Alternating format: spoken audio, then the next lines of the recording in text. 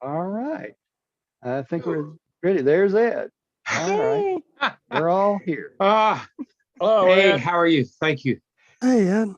Oh, it is good to be here. Well, thank you, Cool. Ed. At, Is at your this wife point in doing all time, right? it's good to be anywhere. Yeah, right. Is your wife doing okay, Ed? Yes, it had to do with accumulation of fluid. She has a valve on her heart that doesn't quite close properly, Okay. Yeah. and so we got that taken care of. Is that a That's mitral wonderful. valve? Yeah. Yes, yes. Mitral valve, Ed? Uh, to my knowledge, yes, it has to do with the aortic valve there. It's something that she's had since childhood. Oh, okay. Yeah, my Well, wife we were has a praying mitral for her. valve I- problem. Oh, thank Yeah. you. Thank you. I Yeah. appreciate that. Sorry to hit that. And we have a couple new people. This is Jane Holloway up at the top. You can see Jane. Oh, And excellent. Hello, Mike Clark. everyone. Yeah. Thank you. Thank you for the invite. Yes. Glad to have you. And Letch is down there. He's on his iPhone, so he probably doesn't have his picture, but Letch has been with us quite a while. So he's been out for a few times. So we're glad to have him back. And y'all can see everybody else, Rodney and Bill. And I don't see Millie yet, but she may show up yet tonight. She sometimes makes it. Okay, well, let's get started. Let me say a little prayer and we'll start for tonight. Father, thank you for bringing us together to study this wonderful revelation that you've brought to us, that we might learn about what's to come and after this life, learn about Jesus and what really happened in his life, your son. And we thank you for the opportunity to learn this and share this and help us to retain a little bit of it so we can share it with others, so they can benefit from this wonderful revelation too. We thank you and we give you the praise in your son, Michael, Jesus of Nazareth. Amen. Amen. Amen. Amen. Amen. Okay, Diane, would you like to start us out tonight? Can you read everything there?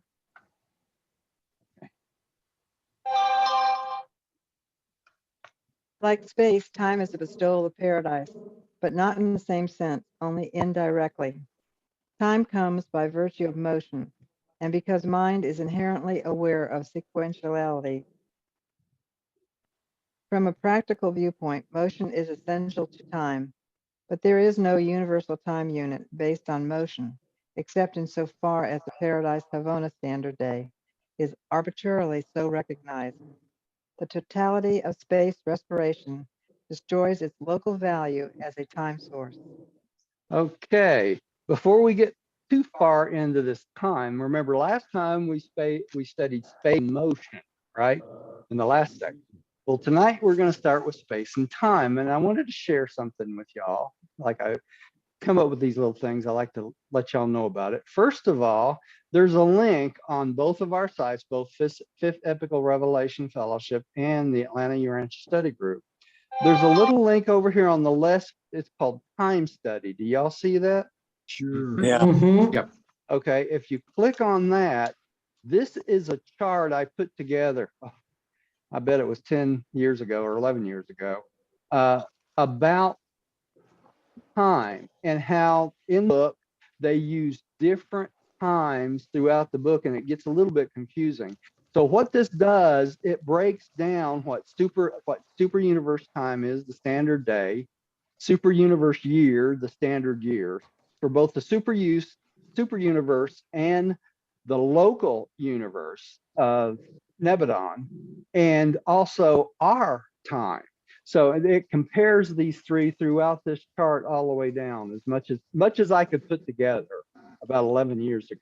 Okay, the only one that is not on here is Paradise Time, because when I made this, I couldn't find it to save my life. And that's why it's not on there. But under the index, I looked for it again today and I just couldn't find it. But I remember reading somewhere in the past that a Paradise Day is equal to about 1,000 years of Urantia time, if I remember correctly. All right. So that gives you an idea of what the difference between Paradise and what our Urantia days are. But all the rest of them are in that chart, and you can look those up anytime you want, because when it starts talking about Nebadon time and compared to Urantia time, for instance, it tells us when we die, and when our guardian angel takes us to the first mansion world, it takes 3 days, right? That, or 3 periods is what they call it. That's equal to 1 of Satania days. Okay, so it takes 1 day for the mansion worlds for us to get there. Where on our time it would be 3 Urantia days, last a few minutes. Okay, and it says that in the book. So that's how time is different. They take time from where your planet is, how long it takes you to go around your sun, and that sort of thing. So that's what they're talking about, the differences in time. Okay, so let's get started on this first paradise, the first paragraph, and it says time is the bestowal of paradise. All right, but it's only indirectly. And what are they talking about here? Not the same in the same sense. It's indirectly because everything rotates around paradise.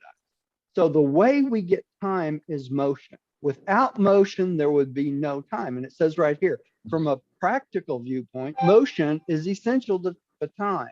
But in the universe, there's no basic unit for that motion in paradise Havona. So it's arbitrary. All right. So what they're talking about here is outside of Havona. In Havona and in paradise, there is no time. Okay. That's hard for us to conceive. There's a sense of things happening in sequence, but they don't keep track of it and time like we do. Okay, but the closer we get to paradise, the more we sense this sequential motion more than we do time as we do on this planet. Okay, and that's what they want us to understand. So right now, because of space respiration, and we talked about this last time. Remember when we look at the chart with the space respiration, how the pervaded space goes out and the non-pervaded space comes in, and the opposite happens. You know, this is space respiration. Well,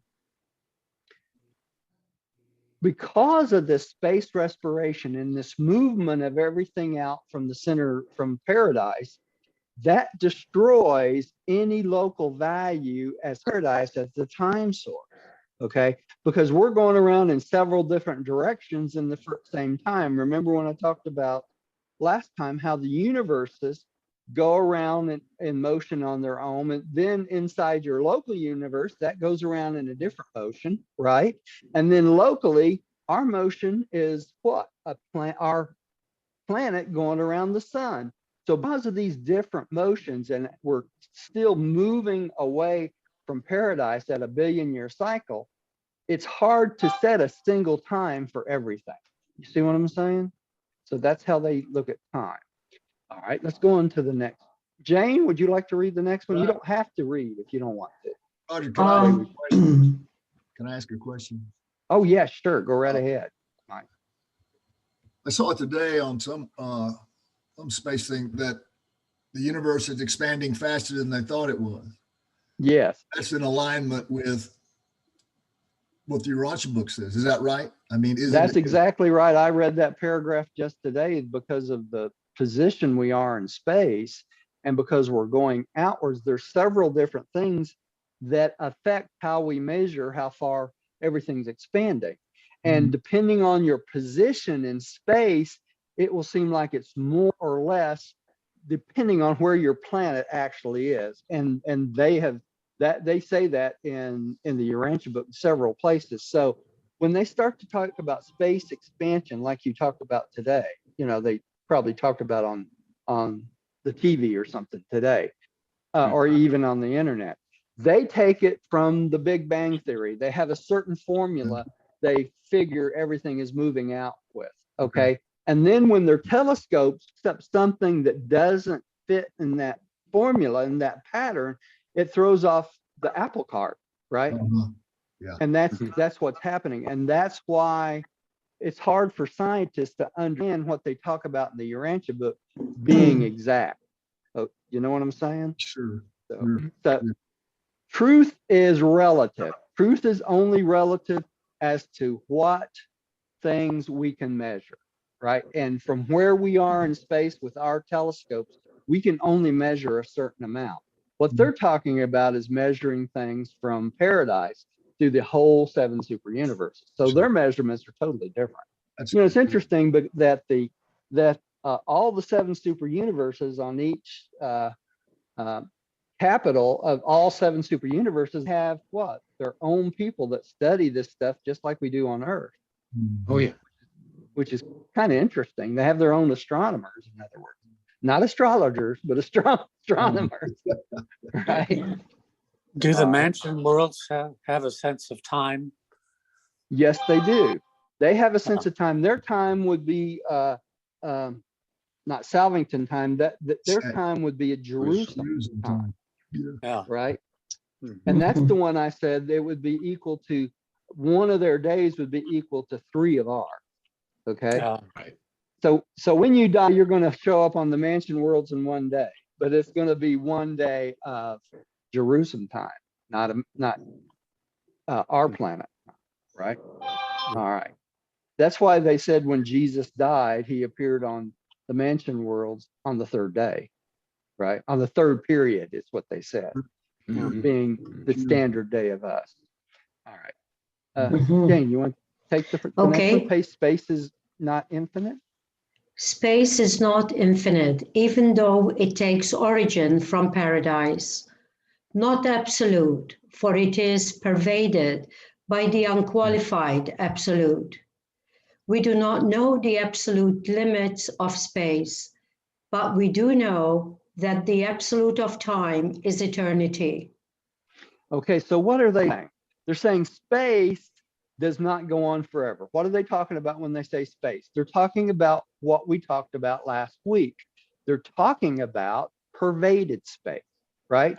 Remember that chart where I said this is pervaded space? This has a limit. Inside that pervaded space is what? All this right here. All the circuits of Favona, paradise, the 2 dark gravity space bodies, right? The 7 super universes, that's what represents this right here. Then the first outer space level, the second outer space level, the third outer space level, and the 4th. And that is the end of pervaded space at this moment. Okay. So space has a limit. Outside this area, to be honest, they don't really know. No. You know, they don't, because no spiritual creature has been out there. Okay. So there's no solitary messengers. There's no architects of the master universe to come back and tell them what's out there. Right. So that's what they say, that space is not infinite, doesn't go on forever. Now, outside of space, that may be infinite. That may go on forever, because that is the area of what? The unqualified absolute. Absolute. Okay. So, and it says right here, we do not know the absolute limits of space. We know that the absolute of time is eternity. In other words, time doesn't end. Time goes on forever. You know, when you fuse with your thought adjuster, you become what? Eternal. It goes on forever. Right. That's why they call the finalators, because that's the last type of being you become, and that goes on forever and ever and ever and ever and ever. Right. Right. Hey, Roger. Yes. Well, I mean, what's the protocol? When can I ask a question after you're through? Anytime. That's why we're here. That's why we do this. You can interrupt anytime and ask the question. I don't mind at all. No. So that second paragraph, so that which is not pervaded by the unqualified absolute is what we're talking about. It's outside of that. All of outside this of known. is That's right. the unqualified absolute. That's right. The unqualified absolute, we know for sure out to the edge of, out past this fourth outer space level. Didn't know that. I thought it went, see, I was under the impression it was infinite, but it's not, obviously. It's not. It's not. No. This At standpoint. least we don't think it is. This Yeah, is yeah, what right. they are teaching us anyway. We don't think it is. They don't think it is. Right. Now, there's a monkey wrench in everything, right?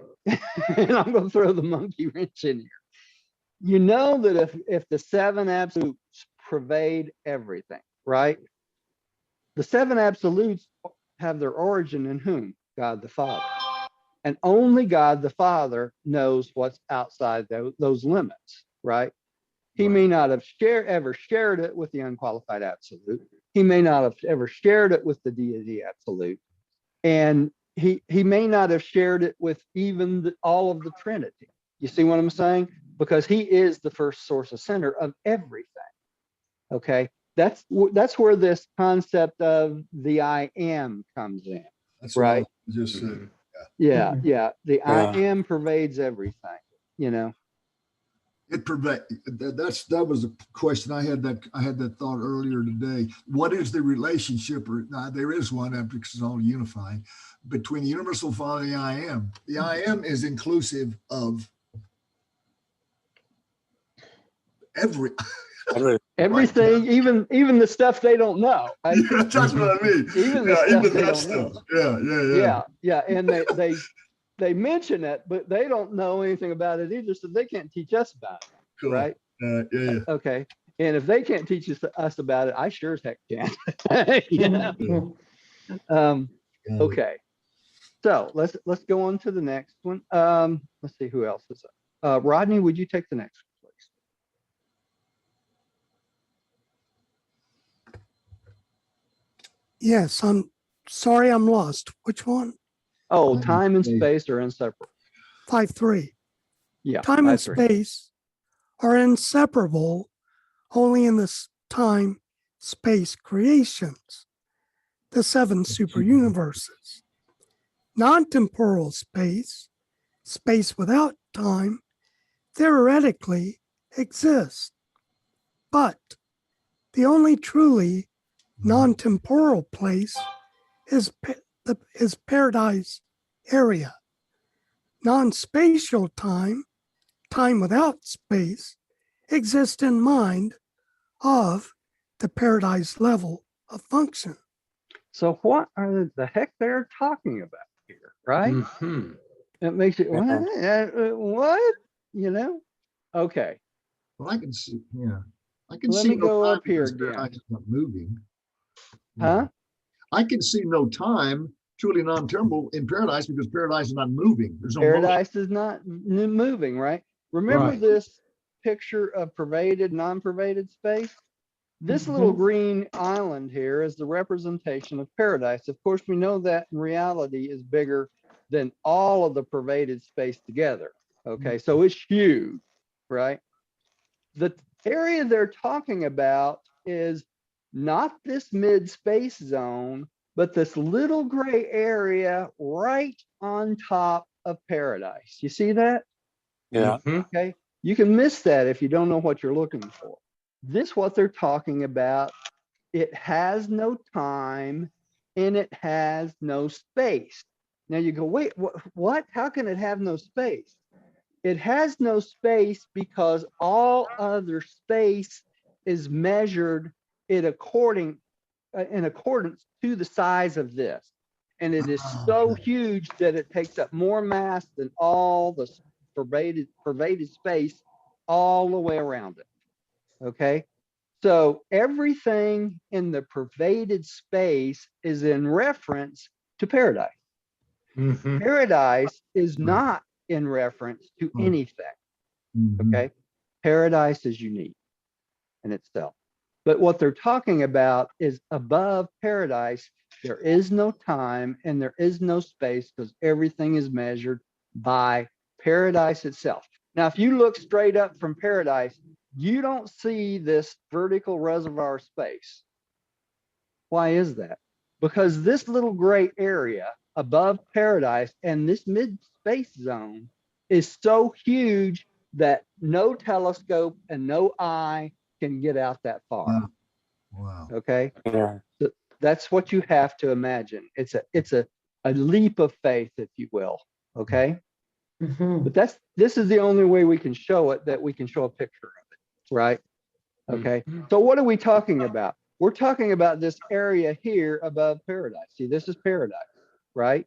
Mhm. So this pervaded area or non-pervaded area space right here, this little wedge is really way above that. Okay. That's why it's important to understand when we're looking at these pictures, they're not exactly perfect, right? They're created like crazy people like me trying to explain stuff, right? Mhm. So Would being that the bottom is the unqualified absolute I call it nether, that nether space. nether paradise. That's right. Okay. Yeah. Would that above be the deity absolute? No, it wouldn't be considered the deity absolute because it wouldn't. I would think of the deity absolute, everything within the pervaded space, along with the other one, the qualified absolute. Okay, that brings it all together. Deity, So same thing. Yeah. yeah, yeah. And that would be everything in pervaded space. When you think of the unqualified, really you think more of nether paradise and all the developing outside the local universe, right? All right. I thought that'd be a tension or something between the two. Yeah. Mike, would you like to take the next one, please? Relative motionless. The relatively motionless mid-space zones impinging on paradise and separating pervaded from unpervaded space are the transition zones from time to eternity. Hence, the necessity of paradise pilgrims becoming unconscious during this transit when it is to culminate in paradise citizenship. Time conscious visitors can go to paradise without thus sleeping, but they remain creatures of time.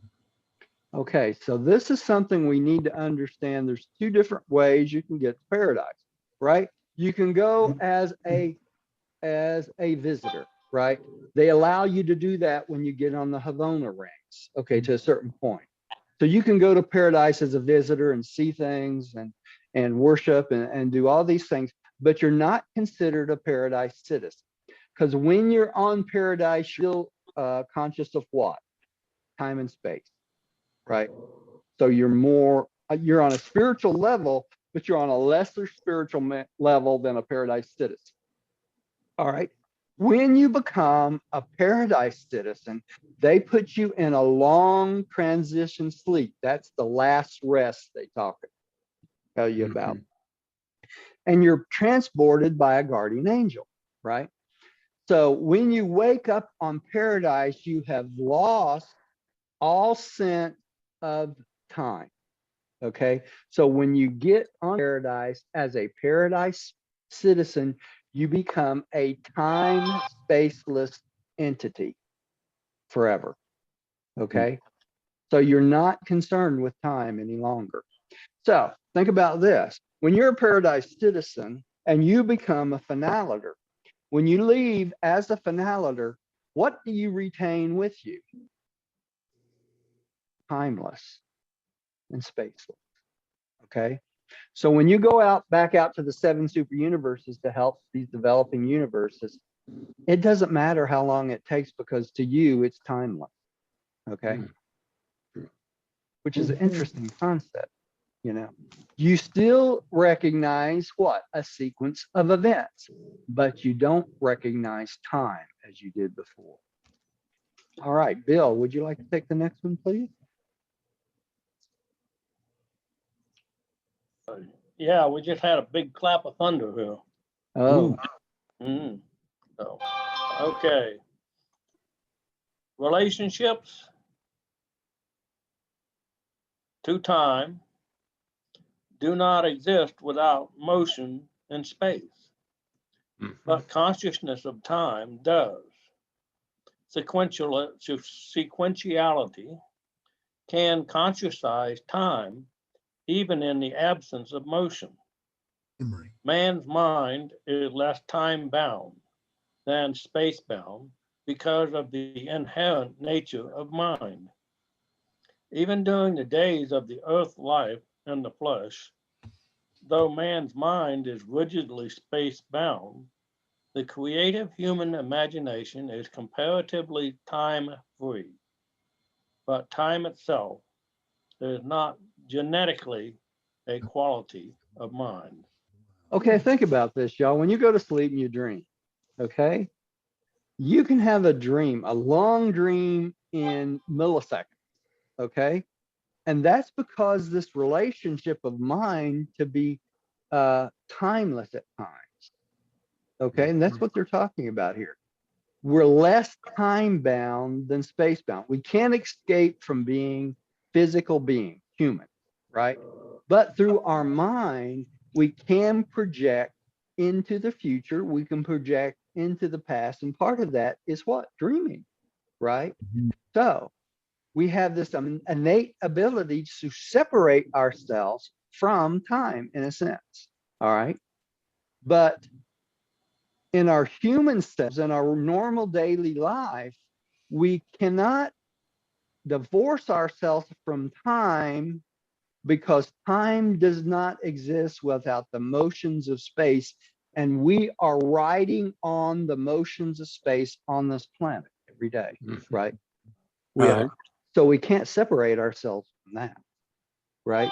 We're not celestial beings. We're not ethereal beings floating around in space, right? We're physical beings. All right. Let's go on. The three different levels I got a of question. recognition. Go right ahead. Just a thought. This is conjecture. I like to conjecture this book a lot.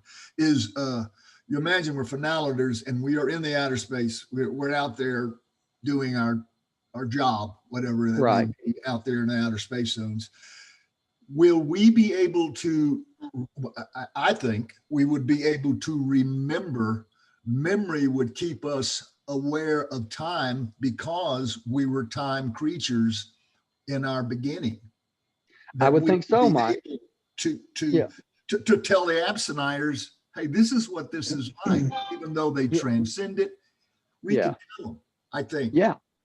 Yeah. And that not only that, Mike, when we become spiritual beings, first we're Urantia beings and our relationship to time changes then the first time, right? Mhm. And as we change the spiritual to the spiritual state, it changes with each spirit level, right? So they talking about this in another place a little bit lower down here on this second one down here, spirit perceived time. And the way you perceive time as a spirit is different from just the mind's perceived time. Okay. So we will perceive time in a different format when we become full stage spirits. Spirit, right. Okay. Now we should be able to relate this to like the transcendentalers when we get there, because they will not experience that same thing, right? Okay. So it's nice to know. Yeah. Okay. All right. Who just read? Did Bill just read? Yeah, Bill just read. Okay, Mike, would you like to take the next one? Or did you just read too? I read. I just read. Oh, did you? Okay, well, Ed, you're up. Okay. There are three different levels of time cognizance. One, mind perceived time, consciousness of sequence, motion, and a sense of duration. Spirit perceived time, insight into motion Godward and awareness of the motion of ascent to levels of increasing divinity. 3, personality creates a unique time sense out of the insight into reality, plus a consciousness of presence and an awareness of duration. It's interesting. This is in this paragraph. I mean, these three things, because Jesus, in paper 130, I mentioned this last time on section 4. Section 4 is about reality. Jesus was teaching this when he's on his way to Rome. Okay. And one of the things he talked about was the 7 cosmic levels of reality. Okay. And this is part of that 7 cosmic levels of reality. First, we have mind perceived time in this state, our finite state. We also have mind perceived time in our Urantia state. Okay. But when we move on to 4th stage spirits on Salvington, when we meet Jesus and he says, well done, my good and faithful servant, then we start to receive spirit perceived time. Okay. And that's an insight into motion toward God and the awareness of closer and closer ascent levels to divinity. Isn't that interesting? Yes, it is. Mm. It's Mhm. very interesting, isn't it? Yeah. All right. Then we Mhm. have one more thing in the 3 of these, and that's that personality. Where's personality come from? God the Father, right? Yeah. Long time ago. And that itself gives us a unique sense of insight into reality, plus the presence of a consciousness and presence of the awareness of duration of things. What are they talking about here? Because of our personality that God gave us, we automatically have an awareness of how long things last or how long things take. Okay. So it's a Mhm. separate time measurement, separate completely from your mind perceived time and your spirit perceived time. So you could call that a gift of God, right? Wow, that's wow. Yeah, that's pretty special, isn't it? Yeah, Mhm. what a gift. I mean, even as agonizers, the experience we'll be able to take to those outer space levels is going to be, it's fascinating. You can think from where we started, the lowest Yeah, creatures, all yeah. the way through the whole thing. It's phenomenal, isn't it? Yeah, it's just Yeah, pretty darn special, I tell yeah, you. it really is. That's why, when they say in the Urantia book on the section on angels, the angels are envious of us because we get to start on the very bottom and Mhm. work our way up, Yeah, you exactly. know? And people think, Mhm. oh, that's terrible, but it's actually a blessing in disguise, right? All right, let's go on to the next. Uh, Lex, would you like to take the next one? Sure. Uh, unspiritual animals know only the past and live in the present. Spirit indwelt man has powers of previous insight. He may Prevision. be have visualized the future. Only forward-looking and progressive attitudes are personally real. Static ethics and traditional morality are just slightly superanimal. Nor is Stoicism a high order of self-realization. Ethics and morals become truly human when they are dynamic and progressive, alive with universe reality. Okay, so if you want to read more about this Stoicism, paper 131 has a section on the religions of the world, and it goes into Stoicism quite a bit there. Mhm. Unspiritual animals, okay, they live in the present. They don't live that they know only what's happened to them in the past and what's going on right this minute, right? So if you beat your Mhm. dog, he's going to remember that you beat your dog, right? Because he remembers his past. Right. Yeah. He knows what's happening right now. He doesn't have any insight whatsoever into what's coming in the future. He has no insight to know that you're going to be nicer to him in the future because you feel guilty because you beat your dog. Okay. He can't think that way. It's not in his nature. Okay. So, and they talk about just how this human ethics and human morality is just slightly, you see that, slightly super animal. In other words, Mhm. it's only a little bit that separates us from the animals, not much at all, right? But then it goes on to tell us that Stoicism, a higher order of self, nor is Stoicism a higher order of self-realization. In other words, to become Stoic does not add anything to your makeup as a human being. Okay, that's what they're trying to teach us here. All right. Okay. But our morals and our ethics are human, and that's what makes us real and dynamic. It makes us progressive, and it makes us alive to the universe reality around us. Okay. All right. Yeah. Now, Jane, I've warned everybody else about this. I might as well warn you too. Okay. I beat these paragraphs to death.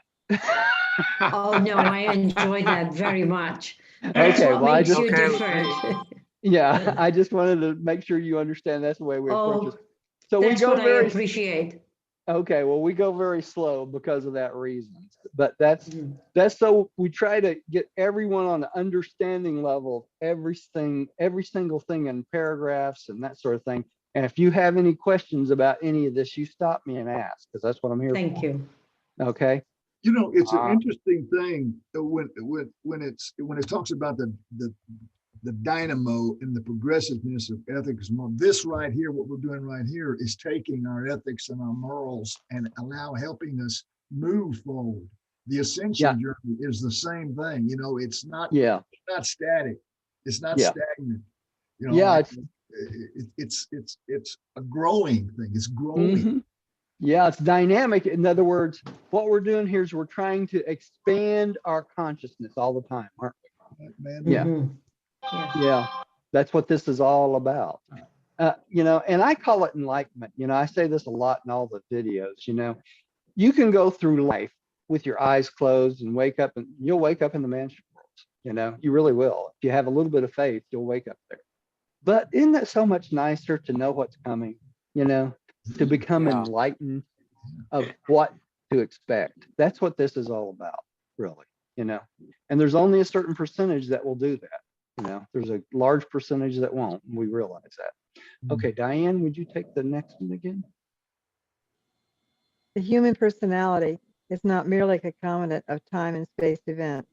The human personality can also act as the cosmic cause of such events.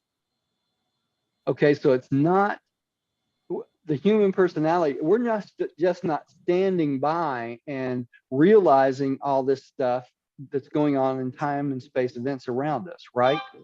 The human personality can actually cause cosmic events. Okay. Now, how does it do that? It does it just like we do right here. We discuss things spiritual. We teach things spiritual, right? We try to expand people's spiritual lives through doing this. And this is how human personality can have cosmic change in what's going on around us, right? It's the best way we can do things, right? Help others. All right. Before I go on to the next one, universal over control, I want to show y'all something that I did Wednesday. On the main page of our website, I added this. You see this book? Can you see it, everybody? Where is that? Hmm? You see my picture at all? Oh, Yes, Oh, see yeah. it. Mm-hmm. It says The Untold Story of Jesus. Okay. This is truthbookspot.com Oh, yeah. version of the life of Jesus. It's really a nice book. This one's a hardback one. But I added the link to purchase this up in the right-hand corner of both of our websites. That's what this little thing up in the corner is. Okay. So if you haven't gotten one of these yet, this is the hardbound, but they also have a softbound version of it. You can click on that link. It'll take you to Amazon, which is the same link that Toothbook uses, and you can purchase this book for yourself. And I highly recommend it. I've given away several of them, and they're just wonderful, wonderful gifts for people that know about Jesus and the Bible, but they don't know about Jesus and Urantia. So, if I may say, and I just heard this the other day from a lady in Hawaii, a group that I remember, she was talking about Mo Siegel. Mo Siegel's one of the fellows on the foundation. And he's the one that started this. Exactly. And he spent thousands of dollars on artists recreating those scenes. It was his, his gift, so to speak. Yeah. Really cool. Beautiful pictures in there, beautiful paintings. Well, you know, the version I'm working on right now of the life of Christ that I've been adding pictures to, I've had those pictures for quite some time, and we had them in the slides. They've been in the slides for years from the first time I taught the book. Yeah. So I've been adding them to the illustrated version on our webpage, and it's really nice, but it's not the quality of art in this thing. I mean, not even close. You know, these are pictures that I've collected from a lot of different places over the years, and I put them in the book to try to make it illustrated. But this, Yeah. hands down, is much better. Okay. Oh, yeah. Well, It's Oh, yeah. different, right? So Yeah. to let y'all know. Okay, universal over control. We got a few more minutes. Let's just see if we can make a dent in this one too. Rodney, would you take the next one, please? Yes. It's 6. Universal over control. The universe is non-static. Stability is not the result of inertia, but rather the product of balanced energies, cooperative minds, coordinated Urantius, Yeah. spirit over control, and personality unification. Stability is wholly and always proportional to divinity. Okay. So what's this?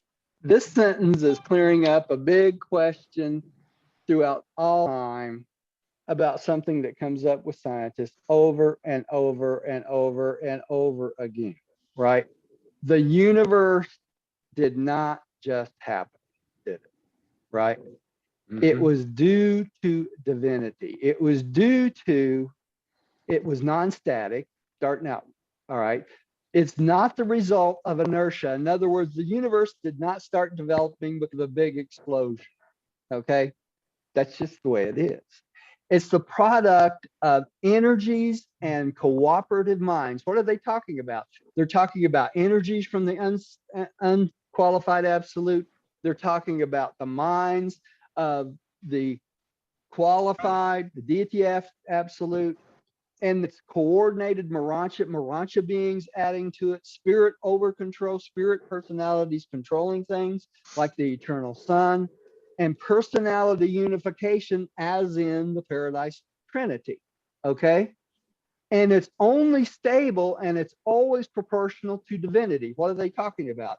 The reason the universe is stable is because the Paradise Trinity, the sons of God, the creative mothers, all those beings that administered, created, and keep things going.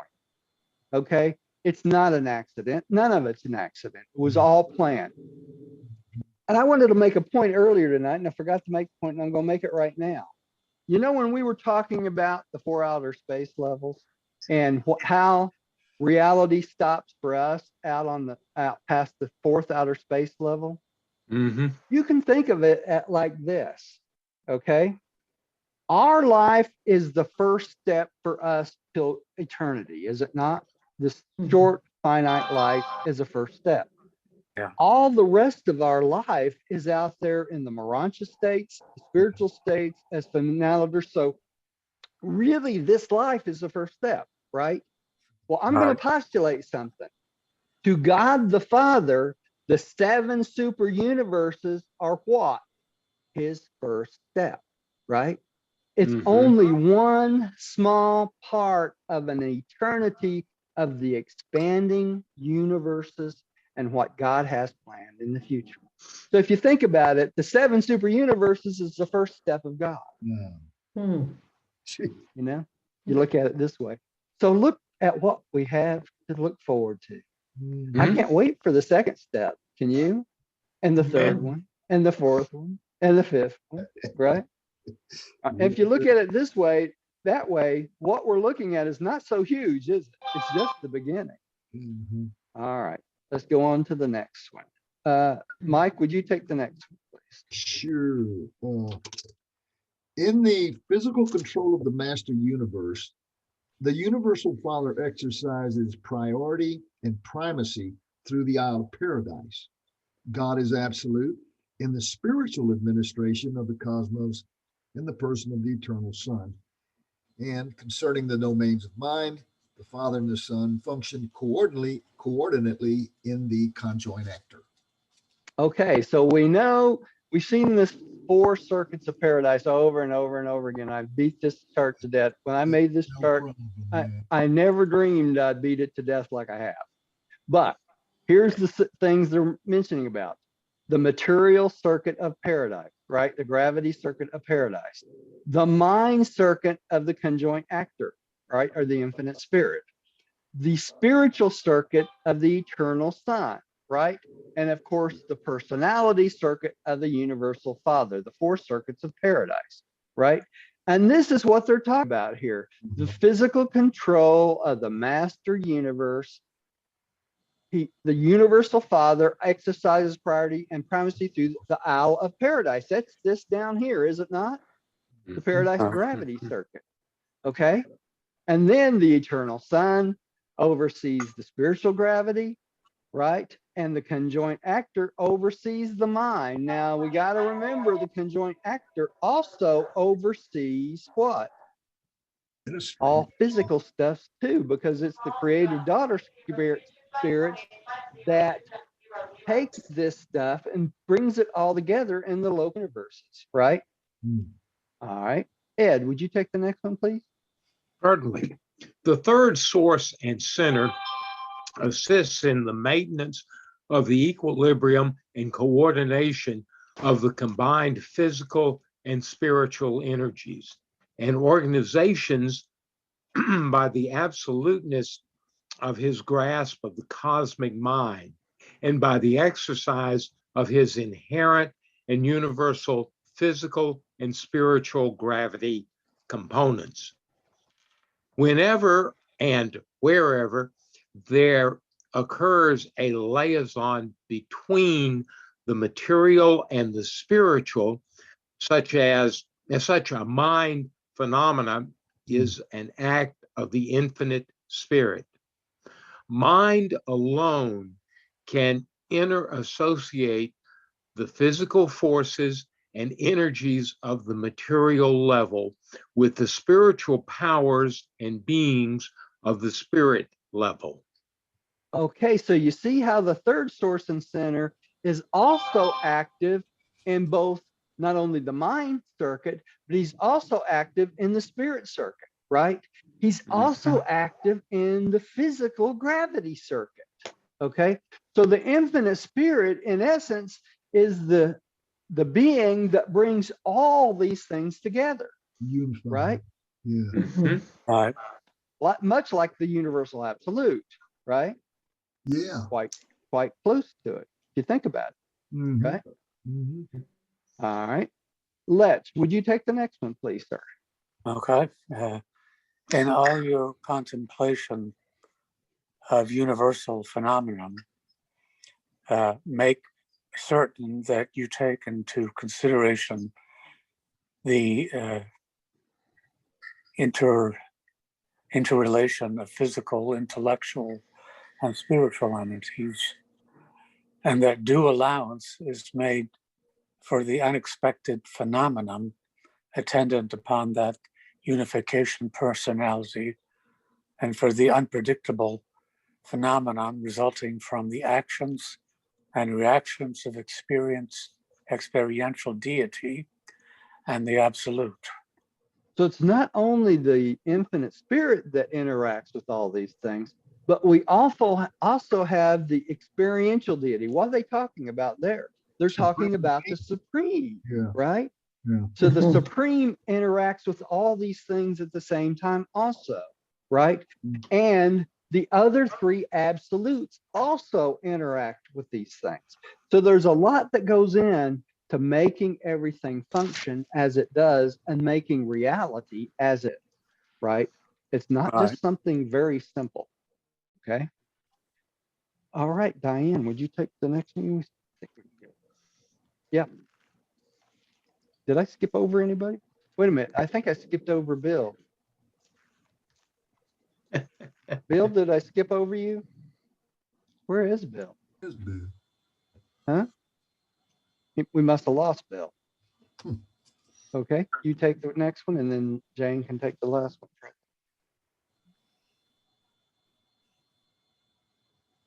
The universe is highly predictable only in the quantitative and gravity measurement sense.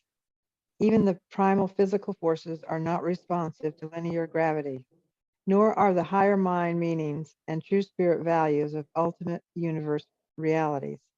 Quantitatively, the universe is not highly predictable as regards new associations of forces, either physical, mindal, or spiritual, although many such combinations of energies or forces become partially predictable when subjected to critical observation. When matter, mind, and spirit are unified by creature personality, we are unable fully to predict the decisions of such a free will being. Okay, so that free will comes in there, it messes up the mess. It makes a mess of things, doesn't it? All right, so no matter how much they try to predict these things, they can almost predict them qualitatively and that sort of thing.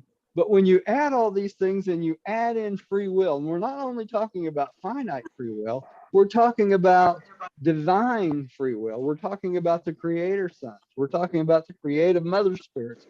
We're talking about the ancients of days. We're talking about all the hosts of the paradise personalities, right? And when you add that together, not everything is perfectly predictable, right?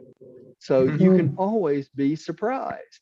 You know, when they say that this is an experiential planet, experimental planet, that is why, right? Because of the free will of its beings and its creators. Okay, Jane, would you take the next one, please?